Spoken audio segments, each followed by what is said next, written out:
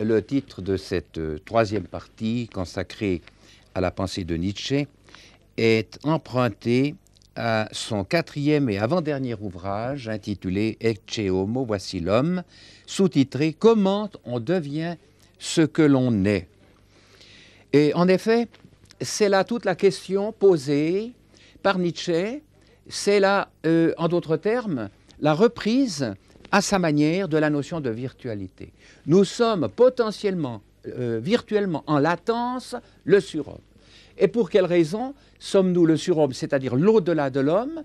Parce que cet au-delà de l'homme nous habite déjà sous forme active de la zone inspiratrice, la zone supérieure de la personne.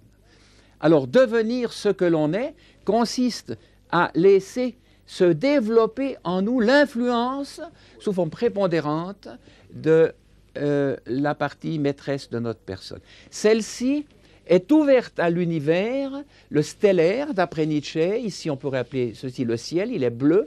Et c'est dans ce ciel, l'univers, que le fameux aigle,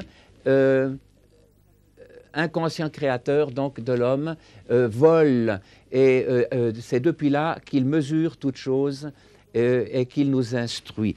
Il faut donc introduire dans ce schéma une relation qui lie l'aigle dit royal, et ce n'est pas pour rien, à la notion par exemple, de maîtrise de royauté émanant de l'univers. Il y a une information qui va dans ce sens, et il y a une information qui doit aller de l'aigle dans son survol à l'analyse, ici illustrée par le serpent. Si vous voulez, ça vous donne ceci. Il y a là une information qui va produire une élévation de l'analyse sous forme d'une union finale avec la possibilité de la synthèse qui nous habite. L'idée, justement, qui est secret, qui vient et qui nous enchante. Ici, nous avons ce qu'on pourrait appeler aujourd'hui l'esprit d'objectivité, et il faut y parvenir parce que seul l'esprit d'objectivité, c'est-à-dire désintéressé par rapport à nos intérêts, eh bien, seul cet esprit-là peut saisir le langage non-verbal parlé par l'univers, c'est-à-dire les informations provenant du survol de l'aigle. Donc, vous voyez, la notion d'espace liée à l'hémisphère droit de notre temps, c'est tout à fait donc ce que Nietzsche enseigne. J'ai donc dit qu'il faut que l'esprit d'objectivité se manifeste pour permettre à l'inconscient de venir jusqu'à nous. Nietzsche aura cette déclaration absolument émerveillante pour définir l'homme, puisque l'homme, au fond, est une donnée, mais une donnée, on pourrait dire, qui n'est pas fixe. Elle est pleine de possibilités en raison de ce qu'il habite. Alors il dira que l'homme, sa noblesse, consiste à pouvoir se mépriser lui-même, au lieu d'être satisfait de ce qu'il a obtenu, satisfait de son sort, satisfait du rôle qu'il joue. Non, l'homme, par rapport à tout ce qui est en gestation et en développement dans sa personne, est capable d'être insatisfait de ce qu'il a réalisé. Donc de mépriser le présent en vue d'un avenir qui le surpasse. Et il dira, l'homme est surpassement. Eh bien là, il faut l'avouer, nous sommes en présence d'une définition de l'être humain qui n'avait jamais été donnée et qui a valeur sur le plan scientifique. On définissait l'homme, l'être humain, par rapport à l'animal autrefois, on le définissait comme la seule créature qui porte la tête dans le prolongement vertical de son corps. Eh bien, ou bien comme celui qui a la plus grande masse cérébrale, comme celui dont les mains, justement, ont permis le développement cérébral, et inversement, le développement cérébral a agi sur les mains et leur action dans l'univers. Eh bien non, Nietzsche dit que de toutes les créatures, l'homme est le seul qui soit capable de se mépriser, c'est-à-dire de se surpasser. Tout est surpassement parce que tout est croissance en raison précisément de ce que nous sommes dans ce domaine-là et que nous sommes appelés à devenir dans celui-là également, sous forme des épousailles dernières.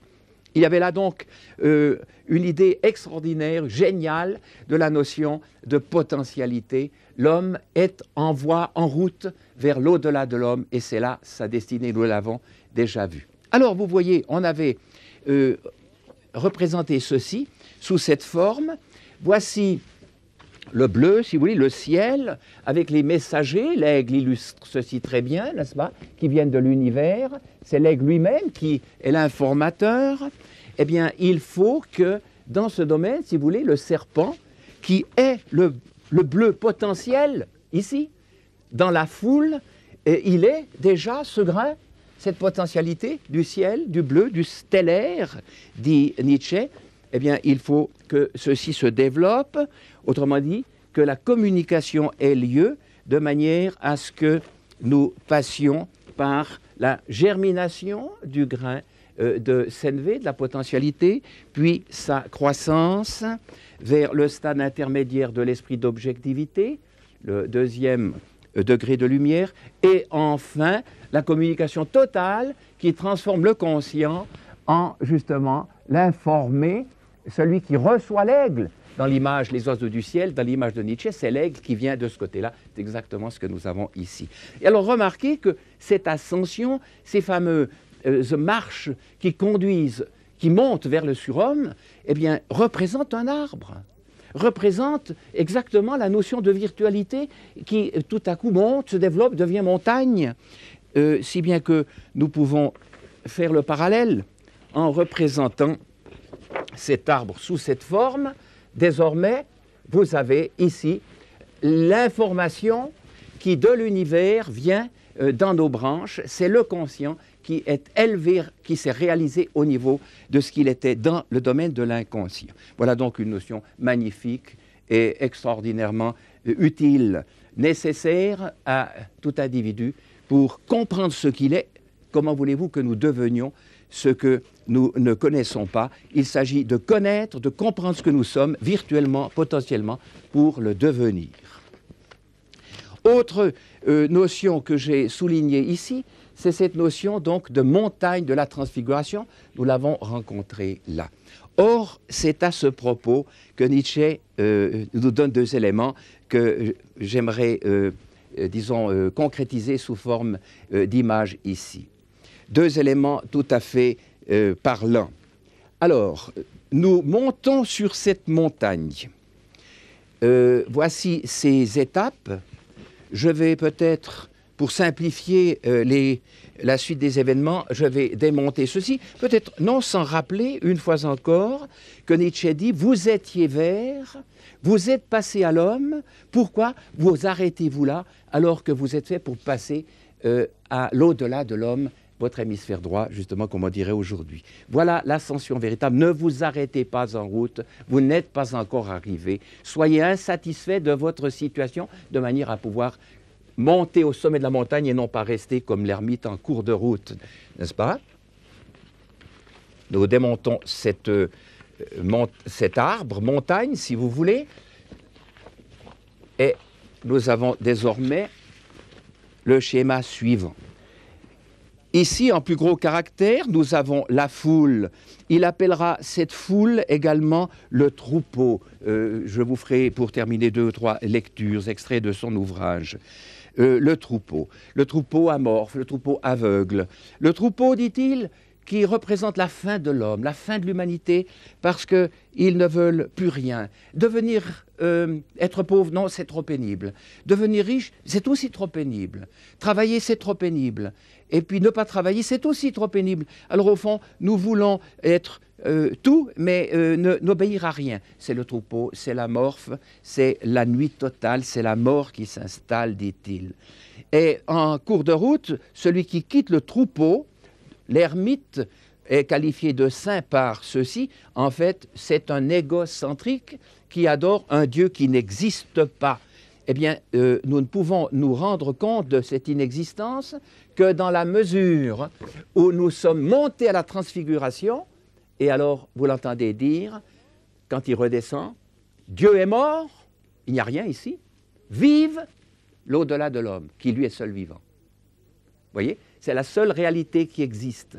Eh bien, ce Dieu est mort, vive l'au-delà de l'homme, comme seul vivant, vous le retrouvez dans la pensée des Esséniens. Le Dieu de Jérusalem est inexistant, le temple n'a plus aucune réalité.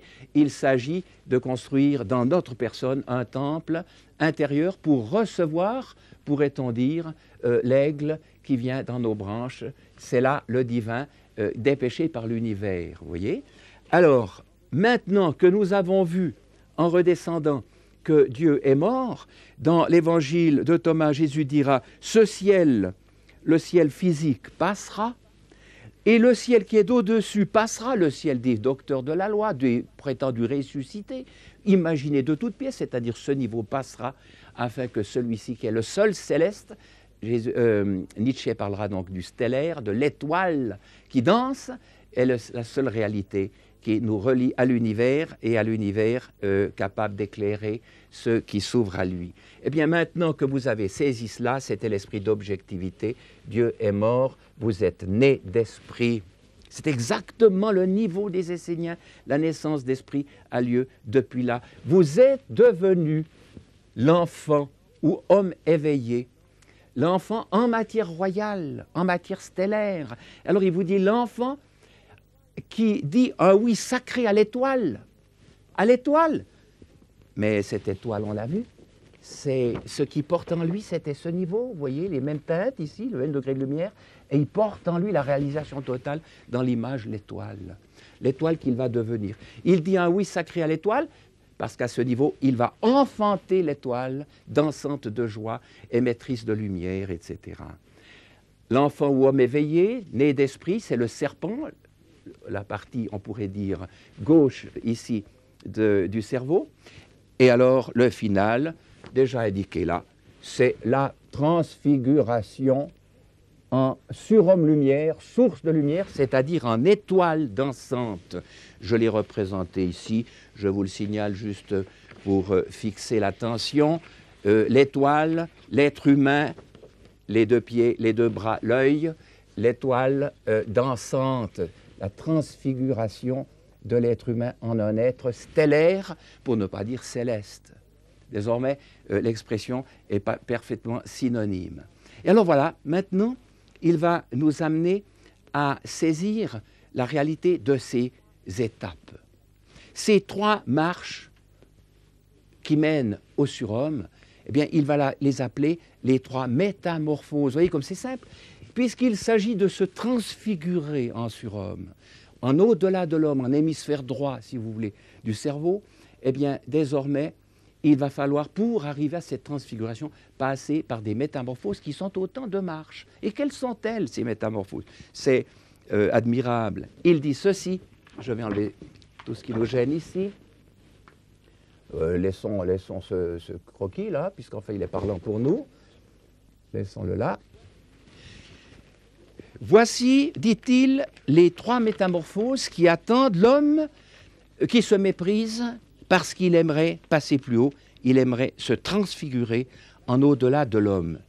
Eh bien, la première métamorphose, nous sommes nés ici, nous étions égocentriques, et la première métamorphose, attention, c'est grave ceci, c'est ce qu'il appelle la chute.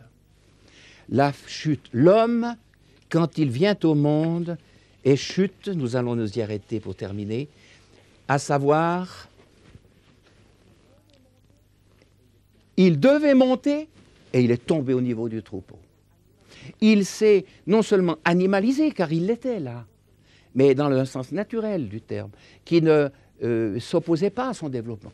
Ici, on s'oppose fondamentalement à son développement, car il doit être un élément, un membre du troupeau. Il ne peut s'en différencier.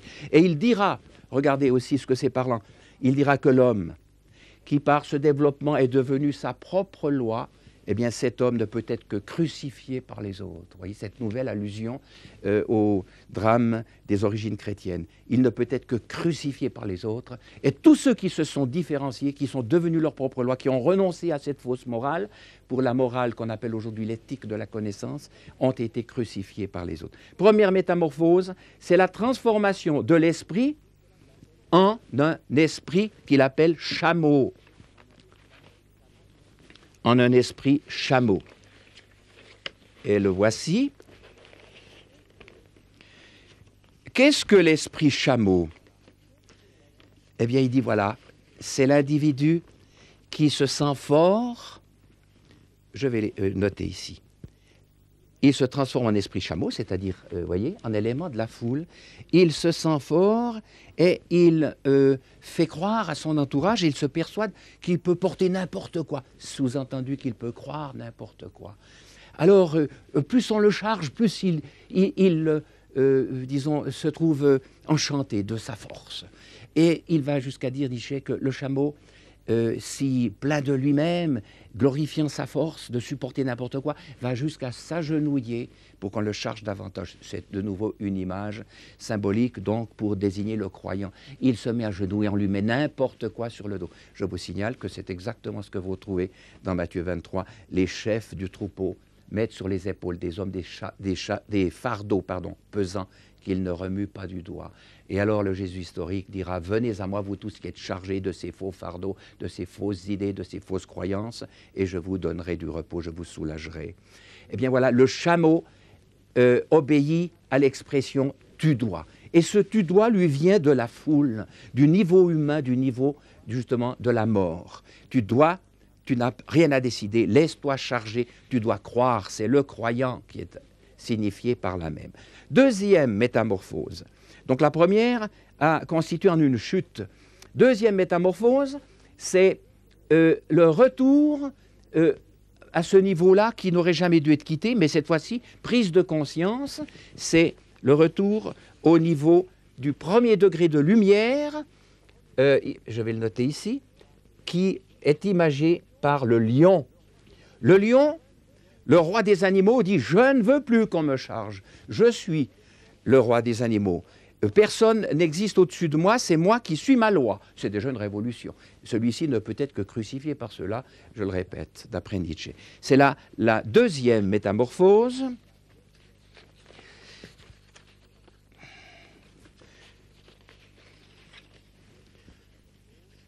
Deuxième métamorphose, je vais le noter ici. Il revient à ce niveau, et maintenant, la troisième métamorphose, et dernière, tenez-vous bien, c'est celle qui va conduire le lion, parce qu'il s'est libéré justement de la mainmise des autres, des aveugles du troupeau. Troisième métamorphose, elle va le conduire à ce niveau, et vous verrez combien cela confirme ce que nous avons vu, à ce niveau qui est celui de l'enfant. L'enfant en matière royale, l'enfant en matière céleste qui dit un oui sacré à l'étoile, l'enfant à l'anneau nuptial. Vous trouvez ceci donc dans la parabole de l'enfant dit prodigue qui, ayant dépensé tous ses biens à ce niveau-là, en vivant dans la débauche, etc., eh bien se dit non, je meurs de faim, je veux retourner vers mon père. Et alors son père vient à lui et lui met l'anneau nuptial au doigt, le revêt de la plus belle robe, l'anneau nuptial en vue des noces. C'est exactement ce que Jésus enseigne, de nouveau ce que les Esséniens enseignent. Nietzsche n'a pas connu, les documents de la mer morte n'ayant pas été trouvés à cette époque, la pensée des Esséniens, mais il a parfaitement compris la pensée du Jésus historique que le christianisme avait foulé aux pieds, n'avait jamais connu, n'avait jamais compris.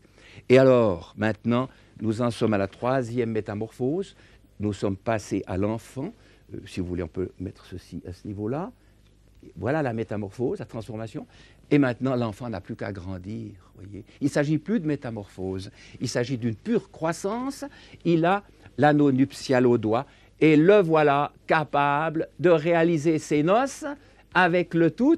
Les noces, dit-il, c'est beau, avec l'éternité. Il enfante l'étoile dansante que voilà. Les noces que vous avez illustrées par, justement, les épousailles de l'aigle royal avec le serpent, son ami, c'est-à-dire de la faculté de synthèse avec la faculté d'analyse, qui donne tout pouvoir à l'être humain, qui fait de lui une lumière et un collaborateur de la nature. Et c'est ce point qu'il faut que je souligne encore. Il précise bien que nous devons voir les choses telles qu'elles sont et non plus du tout telles qu'on désirait qu'elles soient. Telles qu'elles sont, car si nous ne les voyons pas telles qu'elles sont, jamais nous ne pourrons collaborer avec la nature. Jamais, car la nature, précisément, a besoin de nous pour lui aider à réussir ce qu'elle entreprend, n'est-ce pas grandiose? Elle a besoin de nous. Eh bien, il faut commencer par voir toutes choses telles qu'elle les a faites pour collaborer avec elle et conduire toute cette œuvre à son éclosion, à sa réalisation parfaite en chaque individu et pour commencer naturellement en soi-même. Nous allons passer à notre quatrième et dernière partie intitulée Glanure et conclusion.